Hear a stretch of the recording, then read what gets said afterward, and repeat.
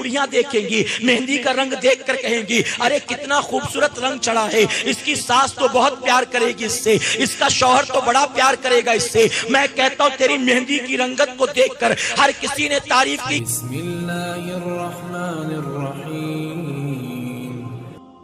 اب بات مہندی کی آتی ہے، لڑکے کو مہندی لگانے کی اجازت نہیں ہے، ہاتھ میں بھی نہیں لگا سکتا، پیر میں بھی نہیں لگا سکتا، ایک انگلی میں بھی نہیں لگا سکتا، ایک گولا بھی نہیں بنا سکتا۔ ہاں لگانا چاہے اگر سر پر بال ہیں تو بالوں میں لگا سکتا ہے نبی کی سنت سمجھ کر، داڑھی ہے تو داڑھی پر لگا سکتا ہے نبی کی سنت سمجھ کر، ہاتھ پیر میں لگانے کی لڑکے کو اجازت نہیں ہے۔ لڑکیوں کو مہندی لگائی جا سکتی ہے۔ اے سرکار مدینہ کے پیارے دیوانوں، آج مہندیوں کے لیے بھی نہ جانے کتنا پیسہ خرچ کیا جاتا ہے، اللہ اکبر۔ آج باقاعدہ مہندی لگانے والی اسپیشلسٹ عورتیں ہوتی ہیں، آج پارلر والیاں ہوتی ہیں، مہندی ڈیزائنرز ہوتی ہیں، کبھی بلا کر کبھی پارلر میں جا کر مہندی لگوائی جاتی ہے۔ ایک مہندی لگانے والی صرف دلہن کے دونوں ہاتھ اور دونوں پیر میں مہندی لگانے کے 5000 لیتی ہے، کہیں 8000 لیتی ہے، کہیں 11000 لیتی ہے۔ صبح 8 بجے سے مہندی کا پروگرام شروع ہوا، شام کو 4-5 بجے جا کر ختم ہوا۔ اب جب جا کر 5 بجے ختم ہوا، مہندی والی کہتی ہے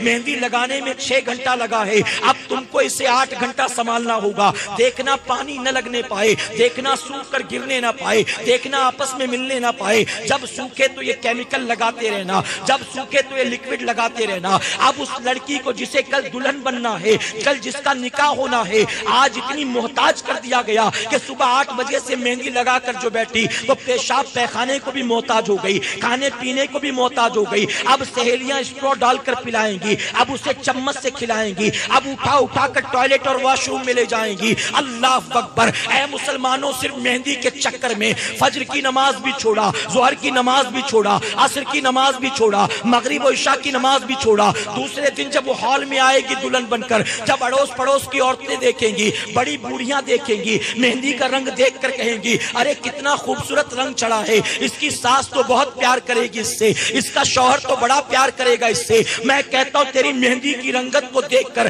ہر کسی نے تعریف کی کہ سسرال اچھا ملا، شوہر اچھا ملا، ساس سسر اچھے ملے، کاش کتنا اچھا ہوتا تو نے مہندی کے رنگ کی پرواہ نہ کی ہوتی، تو نے صبح 8 بجے سے شروع کیا، 3 بجے مہندی کو لگا کر دھو دیا ہوتا، اس کے بعد ظہر کی نماز کو ادا کیا ہوتا، پھر عصر کی نماز کی تیاری کی ہوتی، پھر مغرب و عشاء کی نماز کی تیاری کی ہوتی۔ دوسرے دن دلہن بن کر ہال میں آتی، دیکھنے والیاں کہتی ہاتھ پر مہندی کا رنگ اگرچہ کم چڑھا ہے لیکن سجدوں کی برکت سے اللہ نے چہرے کو کیا نور عطا فرمایا ہے۔ ہم نے دلہن تو بڑی دیکھی ہے لیکن اتنی خوبصورت دلہن ہم نے نہیں دیکھا، اتنا نورانی چہرہ ہم نے نہیں دیکھا۔ ہم نے نمازوں کی پرواہ نہیں کی، ہم نے چہرے کے نور کی پرواہ نہیں کی، ہم نے مہندی کے رنگت کی پرواہ کی۔ میں کہتا ہوں اللہ اور اس کے رسول صلی اللہ علیہ وسلم کے جب فرمان کی پرواہ کیے بغیر ہم شادیاں کرتے ہیں، ان شادیوں میں برکت کہاں ہوگی، ہماری بیٹیاں سسرال میں خوش کہاں ہوں گی۔ اسی لیے تو اے مسلمانوں، جس مہندی کو لگانے میں تم نے 12000 خرچ کیے تھے،